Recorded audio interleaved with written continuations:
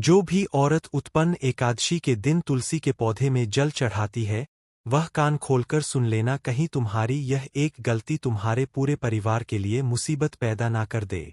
उत्पन्न एकादशी का महत्व समझे बिना तुलसी में जल अर्पण करने की चर्चा अधूरी रहती है, क्योंकि कार्तिक शुक्ल एकादशी, जिसे उत्पन्न एकादशी या प्रबोधिनी एकादशी के नाम से भी जाना जाता है, यह वह समय होता है, यह वह दिन होता है जब मान्यता के अनुसार भगवान श्री हरि विष्णु योग निद्रा से जाग जाते हैं और सृष्टि का कार्यभार फिर से संभाले है। इस दिन के पास से ही धर्म चक्र फिर से शुरू होता है, विवाह शुभारंभ होते हैं, व्रत उपवास की विधियों बनती है, तीर्थ स्नान शुरू होते हैं, दान पुण्य शुरू होता है और पुनः इस संसार का क्रम सही ढंग से चलने लगता है। इसलिए इस दिन तुलसी विवाह मुहूर्त का आरंभ और घर परिवार में मांगलिक कार्यक्रम की शुरुआत भी हो जाती है। यह उसी का पवित्र संकेत होता है, यानी इस उत्पन्न एकादशी का बड़ा विशेष महत्व होता है। जब कोई भी औरत उत्पन्न एकादशी पर तुलसी के पौधे में जल अर्पित करती है, तो इसके अच्छे और जब आप इसके बुरे परिणामों के बारे में जानोगे तो आपके भी रोंगटे खड़े हो जाएंगे, क्योंकि कुछ गलतियां अक्सर महिलाएं इस दिन करती है, जिस वजह से पूरे साल गरीबी उनके पति के जीवन में बनी रहती है। घर में आए दिन लड़ाई झगड़ा बना रहता है, तरह तरह की मुसीबतें, तरह तरह के क्लेश उनके जीवन को बर्बाद कर देते हैं। लेकिन अगर कुछ बातों का ध्यान रखकर उत्पन्न एकादशी के दिन तुलसी के पौधे में जल डाला जाए तो वही दुर्भाग्य सौभाग्य में भी बदल सकता है और सारा काम घर बैठे बन सकता है। लोकमान्यताओं के अनुसार यह केवल कोई सामूहिक एकादशी नहीं है, यह बड़ी खास और सबसे बड़ी एकादशी है जो साल में एक बार आती है। इस दिन तुलसी के पौधे में जो औरत जल चढ़ाती है, वह सिर्फ एक पौधे में जल नहीं चढ़ाती बल्कि अपने घर के वातावरण, विचारों की धारा और भाग्य के मार्ग को भी सुधार लेती है। और आज के वीडियो में हम आपको एक बहुत बड़ी बात बताने वाले हैं कि आखिर उत्पन्न एकादशी के दिन तुलसी के पौधे में जल अर्पित करने के क्या अच्छे और क्या बुरे परिणाम निकल सकते हैं, और इसे हम बहुत विस्तार के साथ आपको बताने वाले वीडियो के साथ बिल्कुल अंत तक बने रहना। जो भी औरत उत्पन्न एकादशी के दिन तुलसी के पौधे में जल चढ़ाती है, वह कान खोलकर सुन लेना, कहीं तुम्हारी यह एक गलती तुम्हारे पूरे परिवार के लिए मुसीबत पैदा ना कर दे।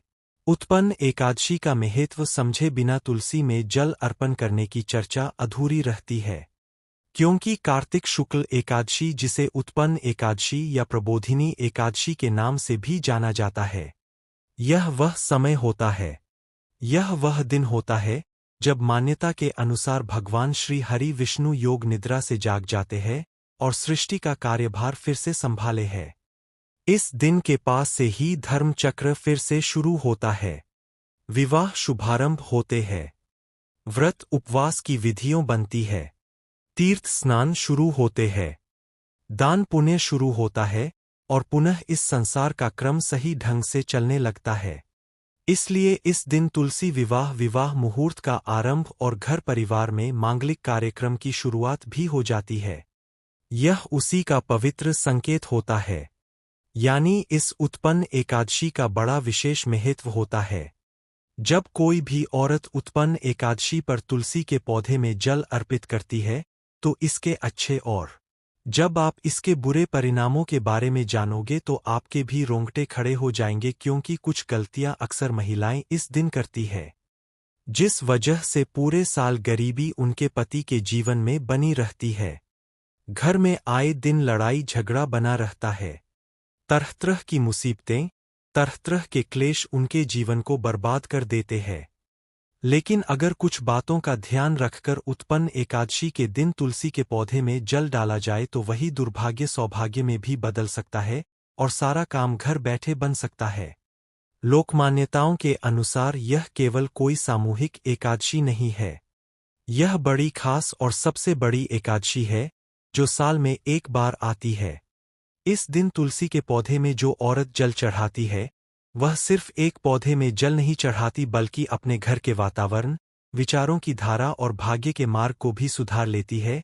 और आज के वीडियो में हम आपको एक बहुत बड़ी बात बताने वाले हैं कि आखिर उत्पन्न एकादशी के दिन तुलसी के पौधे में जल अर्पित करने के क्या अच्छे और क्या बुरे परिणाम निकल सकते हैं, और इसे हम बहुत विस्तार के साथ आपको बताने वाले वीडियो के साथ बिल्कुल अंत तक बने रहना। जितने भी भगवान श्री हरि विष्णु के सच्चे भक्त थे, उस वीडियो को लाइक करके कमेंट बॉक्स में सच्चे मन से हरि ओम लिखना तुम्हारा बहुत बड़ा काम बनेगा। उत्पन्न एकादशी के पवित्र समय में माता तुलसी की आराधना इसलिए की जाती है कि तुलसी और विष्णु भगवान का अद्वैत संबंध है, और तुलसी विवाह इसी का प्रतीक है जो इस दिन मनाया जाता है। अर्थात जो भी औरत उत्पन्न एकादशी के दिन तुलसी के पौधे में जल चढ़ाती है, उसका सबसे पहला अच्छा परिणाम तो यह निकलता है कि उसका मनोबल बढ़ता है और चिंतन की शुद्धि होती है। कई बार मन में बेवजह स्त्रियां अपने दिमाग में चिंता पालकर बैठ जाती है। क्या होगा? तरह तरह की बातें घूमती रहती है। कोई बाहर खाकर कुछ बोल जाता है तो दिमाग में वही वही चलता रहता है, और इसी वजह से जीवन में बहुत डिप्रेशन आ जाता है। तो उत्पन्न एकादशी के दिन तुलसी में जल चढ़ाने से निर्णय क्षमता साफ होती है, और इंसान अपने घर के अंदर अपनी भूमिका अच्छे से जमा लेता है। साथ ही साथ उसके अंदर से क्रोध खत्म होता है, कपट खत्म होता है, और खुद पर शक करने की आदत भी खत्म हो जाती है कि मैं नहीं कर पाऊंगा। फिर इंसान के अंदर आत्मविश्वास जागता है और वह जीवन में बहुत कुछ और पाता है। तुलसी का जो पौधा होता है वह प्राकृतिक रूप से वायु को ताजगी देता है।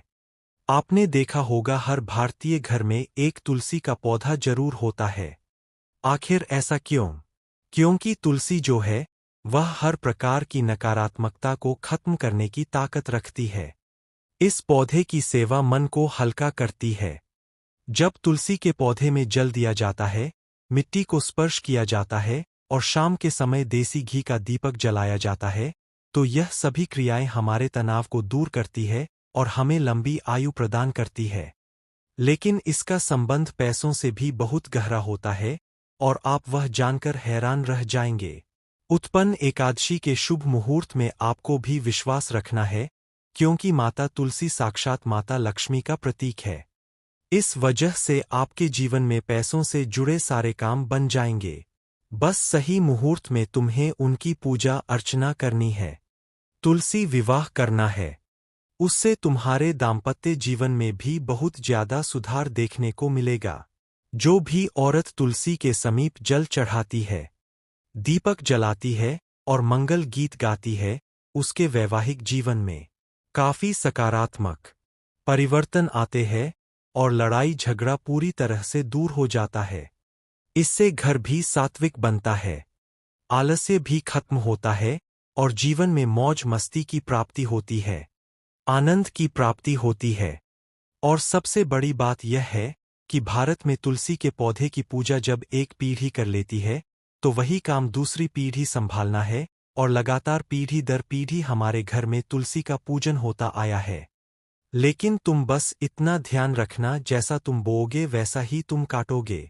एक किसान जो फसल का बीज डालता है वही फसल पाता है, उसी का फल उसे मिलता है। उसी प्रकार से हमारे कर्म होते हैं। उत्पन्न एकादशी का दिन बड़ा खास है, हमारे जीवन का बहुत बड़ा काम बन सकता है।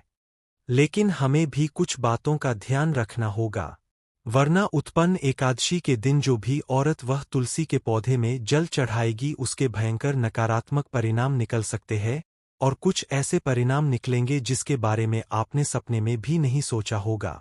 सबसे पहली बात, आप भी इस बात को जान लीजिए, क्योंकि अभी तक जो अच्छी अच्छी बातें अपने आप को बताई उसे सुनकर आपको बड़ा आनंद आ रहा होगा कि उत्पन्न एकादशी के दिन तुलसी में जल चढ़ाने के तो इतने सारे फायदे हैं, लेकिन क्या आपने मैंने बुरे परिणामों के बारे में सोचा? अब गुरु जी वही तुम्हें बताना चाहते हैं। बहुत ध्यान से बात को सुन लेना। कई लोग होते हैं जो चारों ओर जैसा लोग कर रहे हैं बस वैसा ही करना चाहते हैं, और उन्हें देखकर दिखावे के लिए अपना काम करते हैं। लेकिन उत्पन्न एकादशी के दिन तुम दिखावा मत करना। केवल दिखावे के लिए तुलसी में जल देना कि मेरा पड़ोसी भी यह सब कर रहा है तो मैं भी करूंगा। साल में एक बार इस तरह का आडंबर रचना यदि मन में कोई श्रद्धा नहीं है, केवल सामाजिक प्रदर्शन करना उद्देश्य है, तो वह क्या गया भीतर आपके नफरत पैदा करता है। आपका मन कहता है, मैं यह क्यों कर रहा हूं? जिस वजह से चिड़चिड़ापन आता है, थकान आती है, दोष आता है। लेकिन फिर आप दिखावे के चक्कर में जब ऐसा करते हैं, तो इससे आपको पुण्य तो नहीं लगता बल्कि आपके ऊपर और ज्यादा पाप चढ़ जाता है। इसलिए खुद को सरल रखिए। जितना ज्यादा हो सके अपने आप को जमीन से जोड़े रखिए। किसी को देखकर वह काम मत करिए। जो काम आप कर सकते हैं वही करिए। मन में श्रद्धा रखिए और एकादशी के दिन अगर तुलसी में जल चढ़ा रहे हैं तो भाव आपका बहुत अच्छा होना चाहिए। अगर दिखावे के लिए करोगे तो बहुत मुश्किलों में फंस जाओगे। आपने देखा होगा कुछ लोग होते हैं जो समय स्थान में छोटी चूक होने पर एकदम से डर जाते हैं कि अब अशुभ हो गया, अब आखिर क्या होगा। तो जीवन में तो भक्ति अगर है तो फिर किसी चीज से डरने की जरूरत नहीं है। ईश्वर कभी हमारा बुरा नहीं चाहते।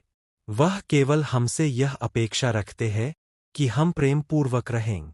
उनके पास अपना सब लेखा जोखा है, लेकिन फिर भी वह हमें दंड नहीं देते क्योंकि हमारे कर्म हमें दंड देते हैं। इसलिए तुम्हें उत्पन्न एकादशी के दिन दिखावे के रूप में, जलन के रूप में या किसी और को निशा दिखाने के रूप में तुलसी में जल नहीं चढ़ाना है। तुलसी को क्षति भी नहीं पहुंचानी है। बहुत सारे लोग होते हैं जो तुलसी के पौधे को मामूली पौधा समझकर उसे तोड़ देते हैं, खराब कर देते हैं या फिर बहुत दिनों तक जल नहीं चढ़ाते। ऐसा करेंगे उत्पन्न एकादशी के दिन आप बहुत बड़ी मुसीबत में फंस सकते हैं, क्योंकि कभी कभी बहुत ज्यादा जल चढ़ाने से भी जड़ें सड़ जाती है।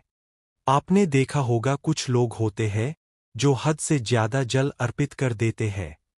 इसलिए जीवन में इतना ध्यान रखना कि हर चीज की अति बहुत ज्यादा खराब होती है और हर चीज का ध्यान ना रखना भी इंसान के लिए बहुत मुसीबत लाता है। आपको तुलसी के इस पौधे में जल अर्पित करना है, सच्ची श्रद्धाओं से करना है। मन में दिखावे का भाव नहीं रखना है और इतना ज्यादा जल अर्पित नहीं करना है कि वह उस पौधे के लिए हानिकारक साबित हो जाए। इसलिए इस बात का भी बहुत खास ध्यान रखना है, क्योंकि इस एक छोटी सी गलती से आपके घर में क्लेश हो सकते हैं। आपके पति के लिए समस्या उत्पन्न हो सकती है। मां लक्ष्मी नाराज हो सकती है। ऐसा होने पर घर में धन की कमी हमेशा बनी रहती है और घर में बहुत तरह तरह के विवाद होते हैं। इसलिए आप इस बात का विशेष तौर पर ध्यान रखना। उत्पन्न एकादशी के दिन तुलसी विवाह भी किया जाता है। बहुत सारी औरतें इतनी श्रद्धा पूर्वक माता तुलसी की पूजा करती है और तुलसी माता की पूजा होने के बाद वह माता के आशीर्वाद की प्राप्ति करती है। लेकिन कई बार औरतें एक बहुत बड़ी गलती कर देती है। आप भी यह बात सुनकर हैरान रह जाओगे। आज के वीडियो में हम आपको गुरुजी जी बताने वाले हैं कि अगर माता तुलसी की पूजा के तुरंत बाद आप इन दो कार्यों को कर देते हो, इसका बहुत भयंकर नुकसान और बहुत भयंकर परिणाम निकल सकता है। क्योंकि यह दो कार्य ऐसे हैं जो करने से आपके जीवन का विनाश अपने आप आरंभ हो जाता है।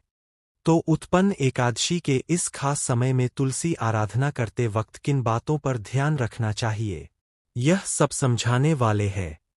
वीडियो में अंत तक बने रहना, क्योंकि इसके बुरे परिणाम का जितना सोच पाओगे उससे कई ज्यादा भयंकर होते हैं। जैसे माँ की पूजा हो, आप कितने जोर शोर से उसकी पूजा करते हो और उसे उसके फल की प्राप्ति ना हो, ऐसा तो हो नहीं सकता। क्योंकि जब हम भी एक छोटा सा पेड़ लगाते हैं, छोटा सा पौधा लगाते हैं, तो वह भी हमसे हमारी सेवा की मांग करता है। आपने अपने घर पर तुलसी का पौधा लगाया, उसका भी ध्यान रखना आपका फर्ज बनता है। आप भी यह बात सुनकर हैरान रह जाओ। एक वास्तविक घटना है जो आज से 12 साल पहले की बात है। गुजरात राज्य की एक औरत के साथ यह घटना घटी, जो घटना बहुत ज्यादा अजीब और चौंकाने वाली थी। यानी जो औरत माता तुलसी की पूजा करती थी, उत्पन्न एकादशी के दिन बड़ी श्रद्धा भाव से माता की पूजा करी, दीपक जलाए, मंगल गीत गाए, तुलसी विवाह किया, जो जो चीजें करनी चाहिए थी उन्होंने करी, लेकिन माता बहुत छोटी सी बात पर नाराज हो गई। अगले 1 साल तक उसके घर में हर हफ्ते लड़ाई झगड़ा होता रहा।